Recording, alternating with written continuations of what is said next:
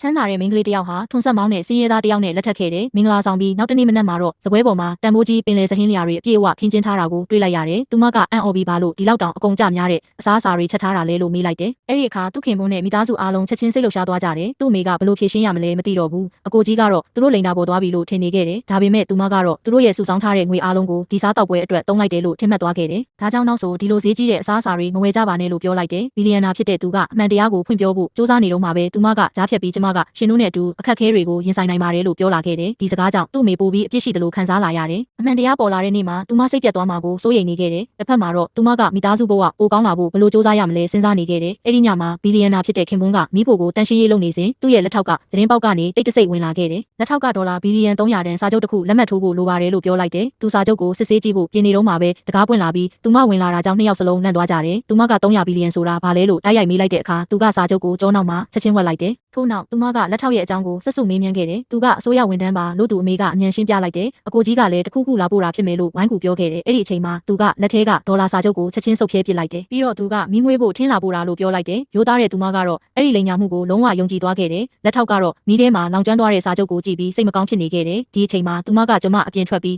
ငွေရှာချင်တယ်လို့ပြောလာတဲ့အခါသူနဲ့မိသားစုအားလုံးအံ့ဩသွားကြတယ်။သူ့အမေကအပြင်မှာအရန်အေးတဲ့အလုံးမလုံးပါနဲ့လို့တားမြစ်ခဲ့တယ်။ထိုအချိန်သူကလည်းမိသားစုမှာတုံးဖို့ငွေရှိသေးတယ်လို့အလျင်မြန်ပြောခဲ့တယ်။ဒါပေမဲ့သူမကကျမဆုံးဖြတ်ပြီးပြီလို့အခိုင်အမာပြောလိုက်တယ်။နောက်တနေ့မှာတော့လမ်းပေါ်ထွက်ပြီးလက်ကမ်းစာဆောင်တွေဝေငှရင်းအလုပ်စလုပ်ခဲ့တယ်။သူနဲ့မိသားစုကအမှောင်ထဲမှာပုံပြီးသူမကိုစောင့်ကြည့်နေခဲ့ကြတယ်။သူမကမိသားစုအတွက်တကယ်စိတ်ရင်းနဲ့အလုပ်လုပ်နေမှန်းတေချာသွားတဲ့အခါဘီလီယံနာဖြစ်တဲ့သူကသူ့လက်အောက်ငယ်သားတွေကိုခေါ်လိုက်တယ်။အဲ့ဒီနောက်လက်အောက်ငယ်သားကသူမရဲ့လက်ထဲကလက်ကမ်းစာဆောင်တွေအကုန်လုံးကိုယူသွားခဲ့တယ်။လက်ကမ်းစာဆောင်ဝေပြီးနောက်သူမကလက်ဝတ်ရတနာဆိုင်တစ်ဆိုင်မှာအလုပ်ဝင်လုပ်ခဲ့တယ်။သူကတော့လက်အောက်ငယ်သားကိုအမေရိကန်ဒေါ်လာအထက်လိုက်ပေးပြီးသူမအလုပ်လုပ်နေတဲ့ဆိုင်ကလက်ဝတ်ရတနာတွေအကုန်ဝယ်လိုက်လို့အမိန့်ပေးလိုက်တယ်။ထိုအခါလက်အောက်ငယ်သားတွေအုပ်လိုက်ကြီးငွေသားတွေကင်ပြီးဆိုင်ရှိရောက်လာခဲ့တယ်။ဒီမြင်ကွင်းကြောင့်သူမအယံအံ့ဩသွားခဲ့တယ်။ပိုပြီးအံ့ဩရတာကသူတို့ကငွေသားထက်လိုက်တွေကိုသူမရှိမှချလိုက်ပြီးဆိုင်ထဲကဇိမ်ခံပစ္စည်းတွေအကုန်တဲထုတ်သွားကြတာပဲနောက်ဆုံးမှာတော့ဆိုင်မှာထားတဲ့အယုတ်တွေကိုတော့မချန်ခဲ့ကြဘူးအဲ့ဒီအချိန်မှာသူမကစပွဲပေါ်မှာကြံခဲ့တဲ့အိတ်တလုံးကိုသတိထားမိလိုက်တယ်ဒါကြောင့်အိတ်ကိုကောက်ယူပြီးလက်အောက်ငယ်သားနောက်ကိုလိုက်သွားခဲ့တယ်ဒါပေမဲ့အဲ့ဒီအချိန်မှာပဲလက်အောက်ငယ်သားကသူမရဲ့ခင်မွန်းနဲ့အတူရက်နေတဲ့မြင်ကွင်းကိုတွေ့လိုက်ရပါတော့တယ်